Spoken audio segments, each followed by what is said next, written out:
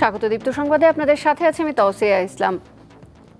Chinese ব্যবসায়ীদের বাংলাদেশে বিনিয়োগের আহ্বান জানিয়ে প্রধানমন্ত্রী শেখ হাসিনা বলেছেন, বাংলাদেশে বিনিয়োগের এখনই সময়, দুই দেশ একসঙ্গে মহান কিছু অর্জন করতে পারে।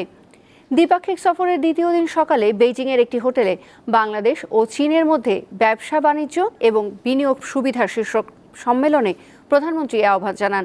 বাংলাদেশ বিনিয়োগ উন্নয়ন কর্তৃপক্ষ, Bangladesh securities and exchange commission এবং China council for the promotion of international trade যৌথভাবে বেইজিংয়ের শাংগ্রিলা হোটেলে এই সম্মেলনের আয়োজন করেছে। বিনিয়োগের জন্য চাইনিজ ব্যবসায়ীদের বাংলাদেশের প্রধান সেক্টরগুলোকে বিবেচনা করার পরামর্শ দিয়ে প্রধানমন্ত্রী শেখ হাসিনা বলেন, অবকাঠামো, জ্বালানি ও লজিস্টিক্স সেক্টরকে বিনিয়োগে স্বাগত জানায় বাংলাদেশ।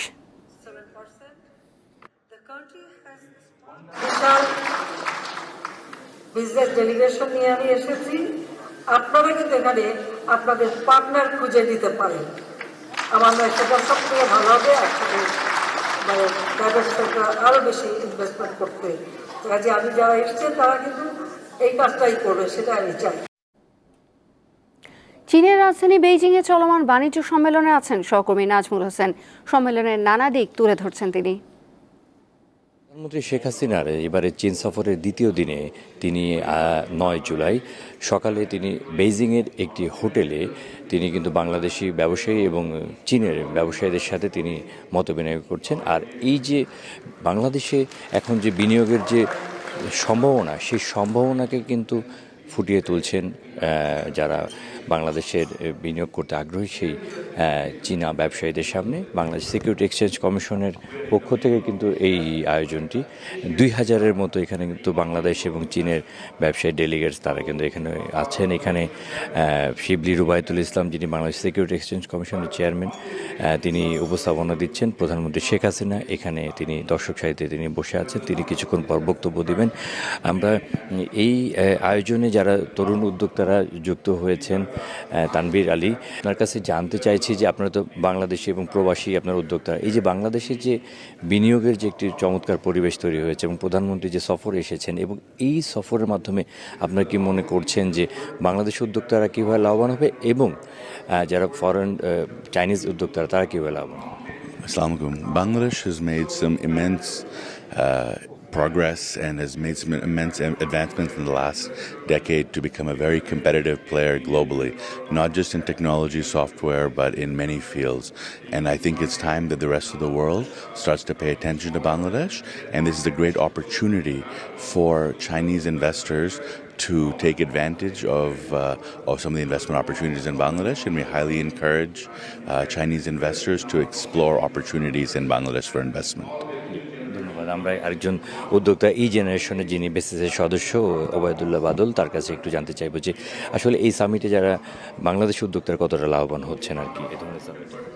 এইখানে মূল বিষয় হচ্ছে যেহেতু মাননীয় প্রধানমন্ত্রী এবং বাংলাদেশ এবং চায়না ইজ ভেরি স্টেবল এবং ভেরি লং ফ্রেন্ডশিপ, এবং বর্তমানে বাংলাদেশে একটা স্টেবল গভর্নমেন্ট এবং স্টেবল বিনিয়োগ পরিস্থিতি বিরাজ করছে।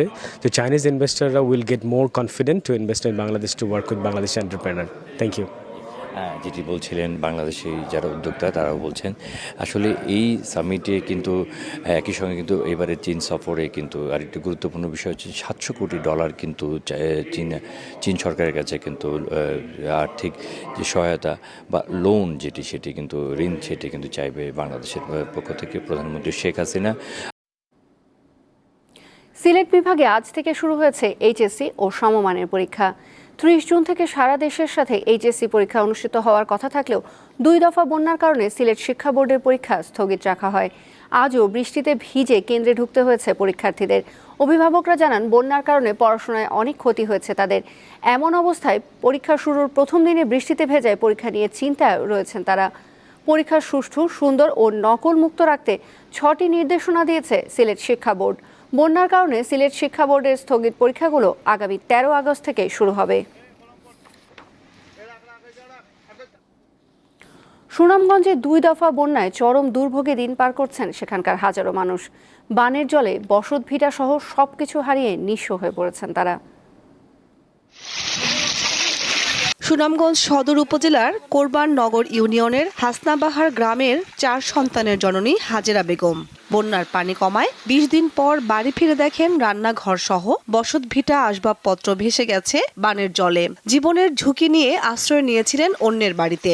কোনো বাইদি বাড়াইয়া গেছি পানি কমার পরে আইয়া দেখি টিন টুন জিনিস ওই 2-3টা ডেক বাসন এর বাদে টিন টুন চৌকি একখান আছিল বাঙ্গা সাঙ্গা এখান পর্যন্ত বারোইয়া লইয়া গেছে। পিঠাটারে আমার দাসায় দিলাইছে, এমন কুদরত নাই যে এক রাতে বাচ্চা কাচ্চারে লইয়া থাকবো। বন্যায় সবকিছু হারিয়ে নিঃস্ব জাহেরার মতো হাজারো পরিবার রয়েছে যাদের ঘরে খাবার নেই, জ্বলছে না চুলা। গৃহপালিত পশু নিয়ে একসাথে কোনো রকম রাত্রি যাপন করছে বন্যায় ক্ষতিগ্রস্তরা। 3টা মেয়ে নিয়ে আমি অকুল খাইলে বাকিছি, এখন যদি আপনারা কেউ থাকেন আমার একটু সাহায্য করেন। আমি খাম খাওয়া কইরা খাইছি, খাইয়া ওরে একটা গড় বানাইলাম, আমার গড় খান নিয়েছি।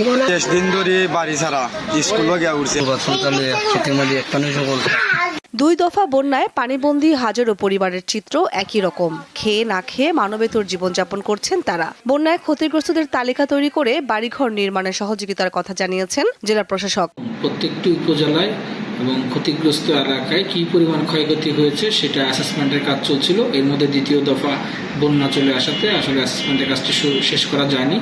এখন যেহেতু পানি কমে যাচ্ছে, আমরা অ্যাসেসমেন্টের কাজটি শেষ করে ক্ষয়ক্ষতির বিবরণ ঊর্ধ্বতন কর্তৃপক্ষের নিকট প্রেরণ করব। বাড়িঘর মেরামতের চিন্তায় উৎকণ্ঠায় সময় কাটছে বন্যা দুর্গতদের।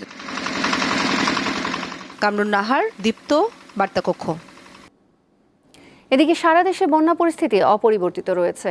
কোনো কোনো নদ নদীর পানি কমলেও বেড়েছে অন্য কয়েকটি নদীর পানি, ফলে দুর্ভোগ কমেনি বানভাসীদের। ব্রহ্মপুত্র, দুধকুমার ও ধরলা নদীর 5টি পয়েন্টে পানি হ্রাস পেলেও এখনও বিপদসীমার উপর দিয়ে প্রবাহিত হচ্ছে। কুড়িগ্রামের 9 উপজেলার 49 ইউনিয়নের 4 শতাধিক গ্রামে পানিবন্দী হয়ে পড়েছেন প্রায় 2 লাখ মানুষ। জামালপুরে পানিতে ডুবে আছে 8,000 হেক্টর ফসলি জমি। বন্যার কারণে 347টি শিক্ষা প্রতিষ্ঠানে পাঠদান ও 19টি কমিউনিটি ক্লিনিক বন্ধ রয়েছে। জেলা প্রশাসকের পক্ষ থেকে 1100 মেট্রিক টন চাল ও নগদ 22.5 লাখ টাকা বরাদ্দ দেওয়া হয়েছে। সিরাজগঞ্জ শহর রক্ষা বাঁধ পয়েন্টে যমুনা বিপদসীমার 50 সেন্টিমিটার উপর দিয়ে প্রবাহিত হচ্ছে।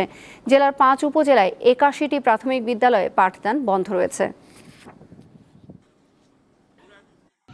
ঘর দুয়ারও ক্ষতি, চড়াই ছাগল ধরি কষ্ট, চড়াই মরি যায়, পানিতে পড়ে যেটা সেটাই মরি যায়। গ্যাস নাই, কিছু নাই, দিবারি খাওয়া হয় না, খড়ি জ্ঞান নাই। রাস্তা ভাঙচুর হয়েছে, অনেক দুর্ঘটনা সম্মুখীন হইতে হইতেছে আমাদেরকে। কুখ্যাত ইনডেমনিটি অধ্যাদেশ সংবিধানে অন্তর্ভুক্ত করার কালো দিন আজ। 1979 সালের 9 জুলাই জিয়াউর রহমানের শাসনামলে এটি সংবিধানে অন্তর্ভুক্ত করে আইনে পরিণত করা হয়। জাতির পিতা বঙ্গবন্ধু শেখ মুজিবুর রহমান ও তার পরিবারের সদস্যদের হত্যার বিচার ঠেকাতে 1975 সালে জারি করা হয়েছিল ইনডেমনিটি অধ্যাদেশ। আইন বিশেষজ্ঞরা বলছেন, 5ম সংশোধনীর মাধ্যমে আইনটি সংবিধানে অন্তর্ভুক্ত করে বিএনপি ও জাতীয় পার্টি প্রতিহিংসার পরিচয় দিয়েছে। জাতির পিতা বঙ্গবন্ধু শেখ মুজিবুর রহমানের নেতৃত্বে সংগ্রাম ও সীমাহীন আত্মত্যাগে বাঙালি জাতি পায় একটি স্বাধীন ভূখণ্ড। পাকিস্তানিদের শোষণ থেকে মুক্ত হয়ে পথ চলা শুরু হয় বাংলাদেশের। কিন্তু সেই পথ চলা অল্প সময়েই বাধাগ্রস্ত হয়। বিপদগামী সেনা সদস্যরা 1975 সালের 15 আগস্ট নিষ্ঠুরভাবে হত্যা করে বঙ্গবন্ধু ও তার পরিবারের কয়েকজন সদস্যকে। এ নৃশংস হত্যাকাণ্ডের বিচার ঠেকাতে 75 সালের 26 সেপ্টেম্বর জারি করা হয় ইনডেমনিটি অধ্যাদেশ। কালো এই আইনটি 1969 সালের 9 জুলাই জিয়াউর রহমানের শাসন আমলে সংবিধানে অন্তর্ভুক্ত করা হয়। 21 ইয়ার্সের ভিতরে এটার উদ্যোগ নেওয়া সম্ভব হয়নি। যারা মিলিটারি জান্তা, জেনারেল এরশাদ, তারপর জেনারেল জিয়াউর রহমান, তারপরে বিএনপি, ক্ষমতা থেকে বিএনপি নামক রাজনৈতিক দল তৈরি করেছে। ফাউন্ডিং ফাদারকে মেরে, তার ফ্যামিলি সহ মেরে একটা আইন জারি করা হয়েছে যে বিচার করা যাবে না। এটা কালো অধ্যায় একটা আমাদের জাতির জন্য, দেশের জন্য। জ্যেষ্ঠ এই আইনজীবী জানান, ইনডেমনিটি অধ্যাদেশটি আইন হওয়ার যোগ্যই নয়। শুরু থেকেই এটি ছিল বাতিল আইন। যেদিন জারি করছে সেদিন থেকে সেই মুহূর্তে অবৈধ। এটা হাইকোর্টও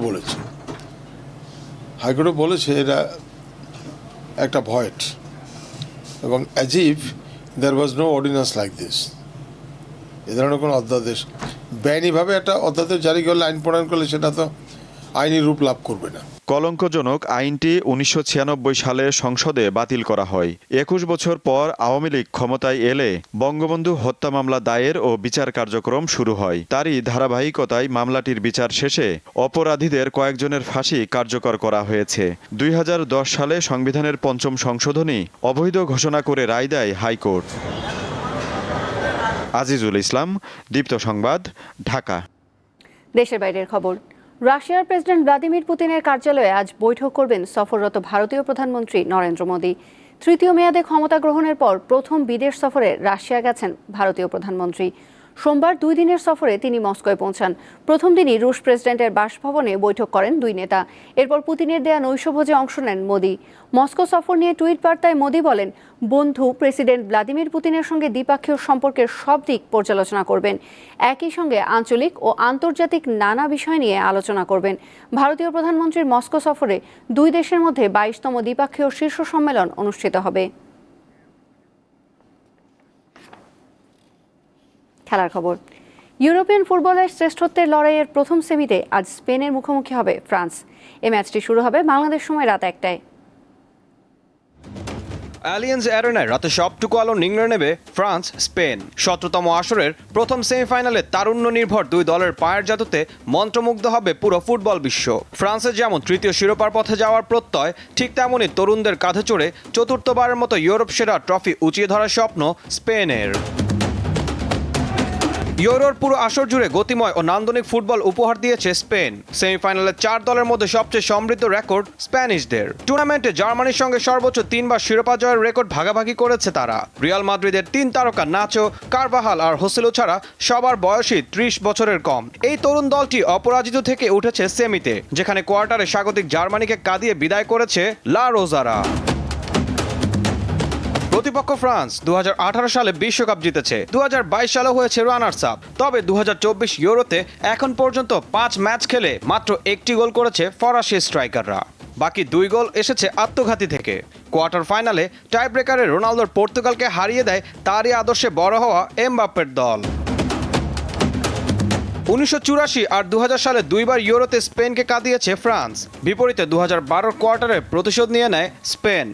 তবে 2021 ন্যাশনস লিগে সে স্পেনকেই আবারও হারিয়েছে এমবাপ্পে গ্রিজম্যানরা। ঈশান হাসান, দীপ্ত স্পোর্টস। এই ছিল এখনকার মতো। আমাদের পরবর্তী সংবাদ বেলা 3টায় দেখার আমন্ত্রণ রইল। এছাড়াও অনলাইনে আরও নতুন নতুন তথ্য ও বিনোদনের খবর পেতে যুক্ত থাকুন দীপ্তর ডিজিটাল প্ল্যাটফর্মগুলোতে।